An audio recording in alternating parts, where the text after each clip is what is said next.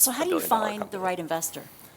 It's tough. It's tough. There's not really like a central repository for where to go to find all of these investors. Yeah.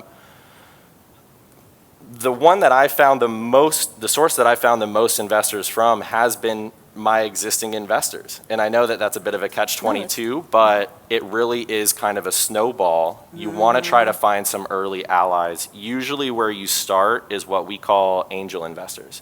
So those are high net worth individuals or people who have money and they like to invest in startups and in new founders.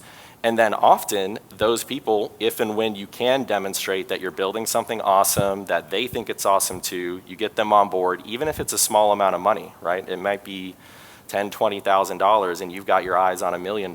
But those people have a lot of companies they invest in and they know who they're co-invested with.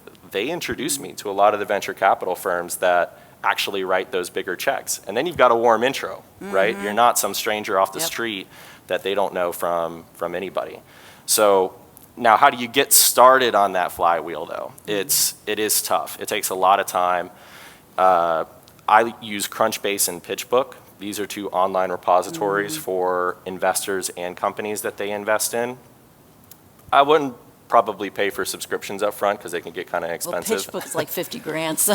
Yeah, that one's the enterprise grade one for sure. But ask other founders as well. That's why events like this are super important because you get connected with other founders and then you're like, who'd you go to? Who was a great early ally for you? Yeah, the peer-to-peer entrepreneurial communities are great because other founders can tell you, you know what, they don't really invest in these type of deals. Why don't you try and talk to these people? So, and actually for angel groups, I mean, I'm part of one of the largest in the country and have been part of multiple angel groups.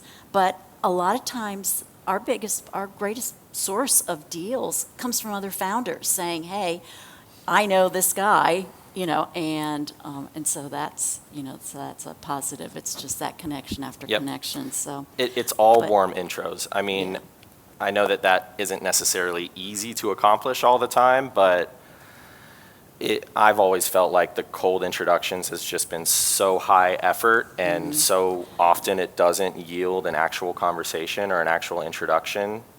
Just because someone sees a PowerPoint that I created doesn't necessarily mean that they understand me as a founder. Or understand the company. Or what we're trying to build or how it works. Yeah. So